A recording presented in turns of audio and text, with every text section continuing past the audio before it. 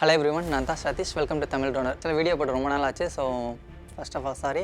இந்த வீடியோ நம்ம என்ன பார்க்க போகிறோம் அப்படின்னா மேவிக் சீரிஸில் உள்ள குவிக் ஷாட்ஸை பற்றி தான் பார்க்க போகிறோம். ஃபர்ஸ்ட் திங் என்ன பண்ணணும் அப்படின்னா ட்ரோனை டர்ன் ஆன் பண்ணி நம்ம கண்ட்ரோலோட கனெக்ட் பண்ணணும். நான் ஆல்ரெடி டர்ன் ஆன் பண்ணி கனெக்ட் பண்ணிட்டேன். அதை தான் நீங்கள் ஸ்க்ரீனில் பார்க்குறீங்க. கனெக்ட் பண்ண பின்னாடி ட்ரோனை டேக் ஆஃப் பண்ணணும். டேக் ஆஃப் பண்ணுறதுக்கு ரெண்டு ஸ்டிக்கை அவுட்வர்ட்ஸ் ப்ரெஸ் பண்ணோம் அப்படின்னா அது செக் கம்ப்ளீட்டானு கேட்கும்.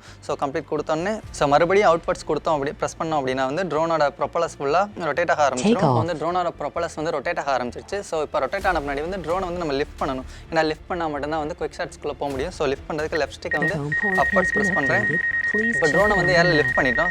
அதாவது விண்டு ரொம்ப அதிகமாக அடிக்குது அப்படிங்கிறதுனால குவிக் ஷாட் சீக்கிரமாக போயிடலாம். குவிக் ஷாட்டில் ஃபஸ்ட்டு இருக்க ஆப்ஷனே ட்ரோனி தான். ட்ரோனி என்ன பண்ணும் அப்படின்னா சப்ஜெக்ட்லேருந்து பேக்வெல் அசெண்ட் ஆகும்.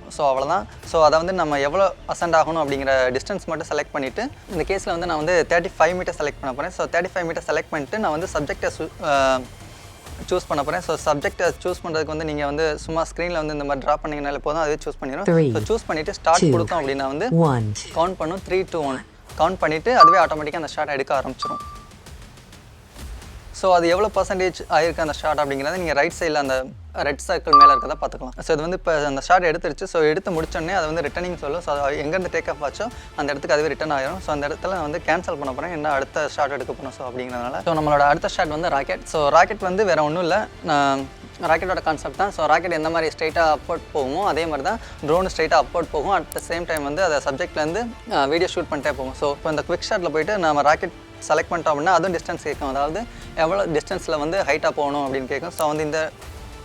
இந்த கேஸில் நான் 40 மீட்டர் தான் செலக்ட் பண்ண போகிறேன். 40 மீட்டர் செலக்ட் பண்ணிவிட்டு சப்ஜெக்ட் சூஸ் பண்ணணும். சப்ஜெக்ட் நான் வீட்டு பின்னாடி இருக்க அந்த இதை சூஸ் பண்ணுறேன். அதை சூஸ் பண்ணோடனே அதை லாக் பண்ணிக்கோங்க கிம்பலை. லாக் பண்ணிவிட்டு ஸ்டார்ட் கொடுத்தோம் அப்படின்னா சேம் தான் 3, 2, 1 சொல்லிட்டு அது 40 மீட்டர் அப்வர்ட்ஸ் போகும். இந்த கேஸ்லேயே நீங்கள் பார்க்கலாம் ரைட் சைடில் எவ்வளோ பர்சன்டேஜ் முடிஞ்சிருக்கு அப்படிங்கிறத. எடுத்து முடிச்சிருச்சு. அது எங்கேருந்து டேக் ஆஃப் ஆச்சோ அந்த இடத்துக்கு வந்துடும். சப்போஸ் நீங்கள் வர வேணாம் அப்படின்னு நினச்சிங்கன்னா ரிட்டன் அந்த கேன்சல் பண்ணிங்கன்னா அது ரிட்டன் ஆகாது, அதே இடத்துல ஹவர் ஆகிட்டே இருக்கும். அவ்வளோதான் ராக்கெட் அப்புறம் ட்ரோனி.